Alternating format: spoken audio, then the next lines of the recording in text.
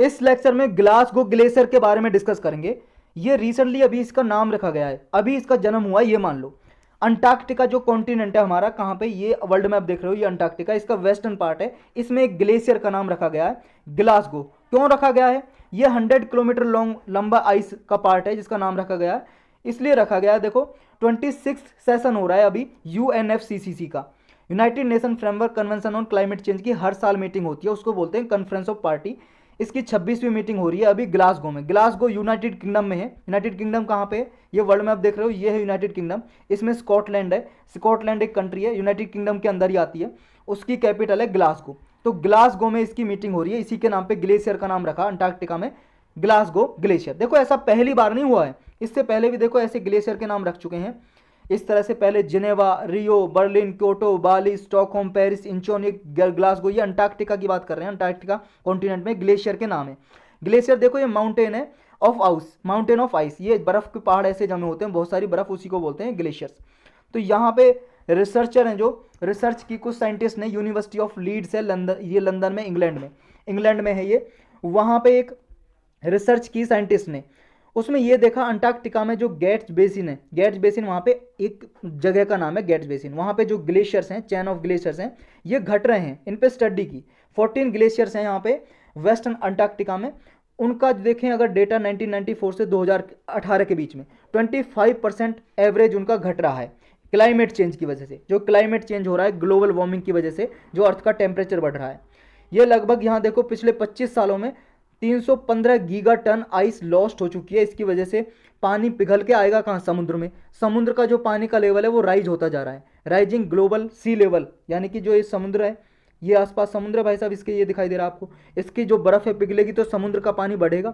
समुद्र का पानी बढ़ेगा लेवल, तो आसपास के जो कंट्री हैं जैसे आइलैंड नेशन, इनकी ज़मीन थोड़ा नीचे, तो पानी का लेवल बढ़ेगा। मान लो ज़मीन यहाँ पे, पानी का लेवल यहाँ पे, तो पानी का लेवल बढ़ेगा तो बहुत सारी कंट्री जो हैं वो डूब भी सकती है ना, बहुत सारी लैंड डूब जाएगी, तो ये नुकसान होते हैं बहुत सारे इससे।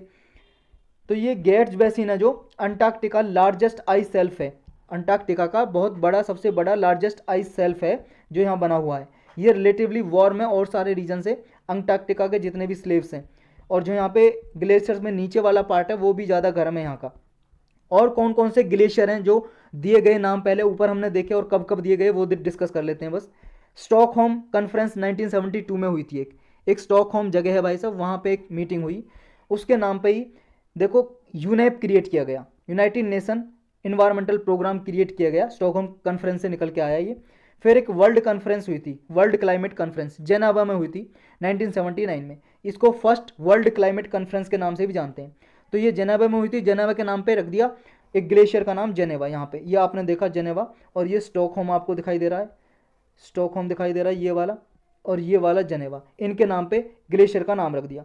फिर एक रियो समिट हुआ था 1992 में, जिसको अर्थ समिट भी बोलते हैं।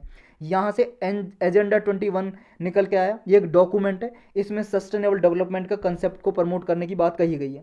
फिर एक COP1 जो यूएनएफसीसी की सबसे पहली मीटिंग हुई थी, COP1 यानी कि कॉन्फ्रेंस ऑफ पार्टी 1, ये जर्मनी की कैपिटल बर्लिन में हुई थी। जर्मनी एक देश है यूरोप में, 1995 में हुई थी, इसके नाम पे एक ग्लेशियर का नाम रखा। फिर क्योटो प्रोटोकॉल हुई थी, उसके नाम पर रखा, ये 1997 में हुई थी। इसमें टारगेट ये था ग्रीन हाउस गैस के इमिशन को 5.2% तक रिडक्शन करना है।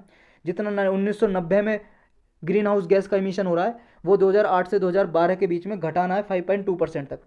फिर एक COP13 हुई थी यूएनएफसीसी की, बाली में, इंडोनेशिया में है बाली जगह, 2007 में हुई थी, उसके नाम पे ग्लेशियर रखा गया। COP21 हुई थी पेरिस में 2015, फ्रांस की कैपिटल है पेरिस। इसमें टारगेट रखे गए थे कि टेम्परेचर को 2 डिग्री से ज़्यादा नहीं बढ़ने देना, या हो सके तो 1.5 डिग्री से ज़्यादा नहीं बढ़ने देना। तो पेरिस के नाम पे ग्लेशियर का नाम रखा गया।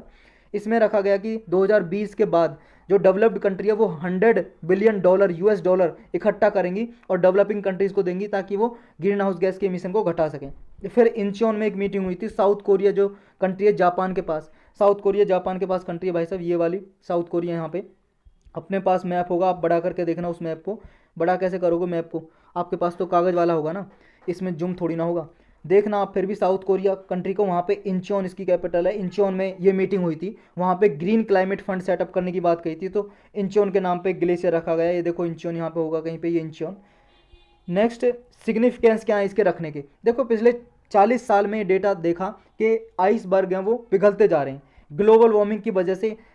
इन पे इम्पैक्ट पड़ रहा है और ये ग्लेशियर पिघल रहे हैं। अगर ये ग्लेशियर की नाम जो दे रहे हैं, इससे ये कि इंटरनेशनली सारे कंट्री कोलैबोरेट कर रहे हैं, एक साथ आएंगे, क्लाइमेट चेंज के लिए कुछ कदम उठाएं और ये ग्रीन हाउस गैस का जो इमिशन होता है इसको रोकें। तो इससे ये इंपॉर्टेंस है।